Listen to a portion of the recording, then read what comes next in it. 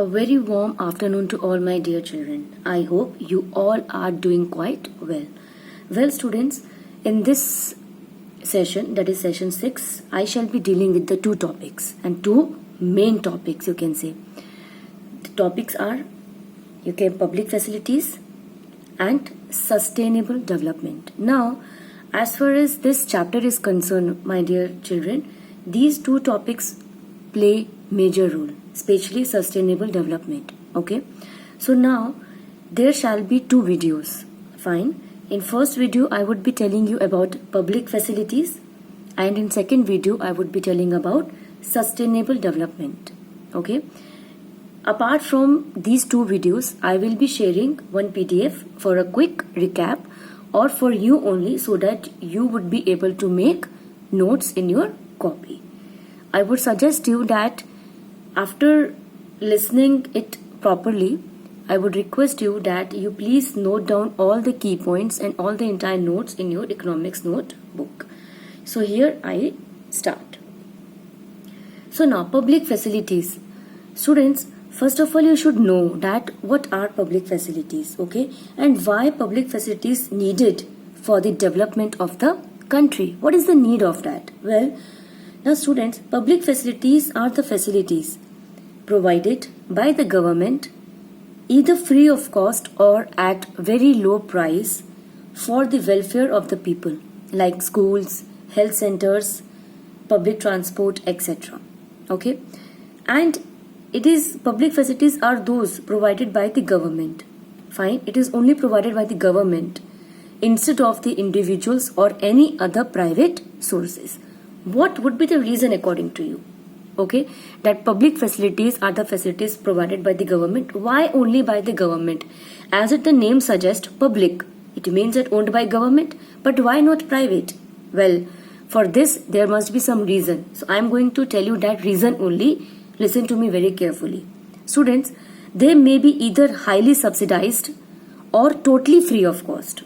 Okay, they are important because many persons do not have enough income to be able to avail facilities provided by the private sector, resulting in difficulties faced like inadequate health care, poor nutrition, lack of education, etc. And you can also say that if you talk about the funding, okay, private sectors, because if you talk about the investment in all these areas, in all these categories, it demands huge investment, wherein private sector, they are restricted in terms of that investment. Okay, now if you talk about the utility or importance or characteristics of public facilities, that come, you can say basic education. Well, basic education, that you are very well aware that, okay, government provides school and other educational facilities like chair, books, etc. to be used by the public. But its use and performance is dependent on collective response and community cooperation. Okay. Next, you can say basic health facility. Well, basic health facility, you can say under this, hospitals, vaccine programs to maintain basic quality of life.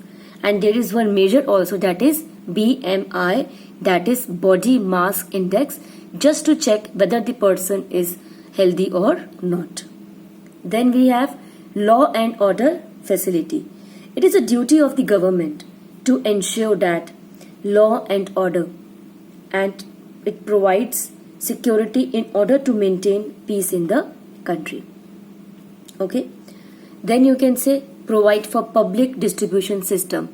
About this PDS, you people have studied in class 9th as well. So government opens PDS shops or ration shops through which it supplies basic food items, okay, like rice, wheat, pulses, etc. at very low price. That is, you can say subsidized rate to the lower income group or poor people. For an example, you can say in recent only, you can say availability of gas cylinders. Okay. Other facilities also there, like road, irrigation projects, drinking water supplies in urban areas, etc. Now students, suppose if it is asked that you need to explain utility of two public facilities, so you can take any of these. Okay, suppose if I am taking PDS, fine, which provides fair average quality of food grains and other essential items to the weaker sections of the population at very subsidized price. Or other you can say like healthcare in government hospitals and dispensaries, which is provided to all at subsidized rates.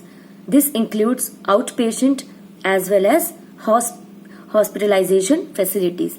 Now see, look, all these facilities are not being provided by the private.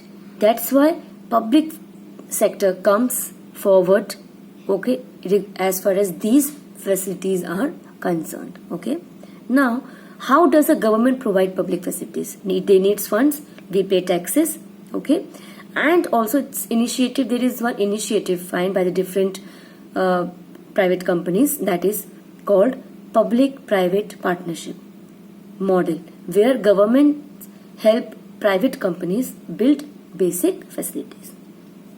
Next we have BMI. Just now we discussed nutrition is another aspect of development. Internationally, a standard known as body mass index is used to determine whether an adult person is undernourished or not. Fine. Suppose in this also, if BMI is below 18.5, a person is called undernourished, and if it is over 25, the person is called overweight.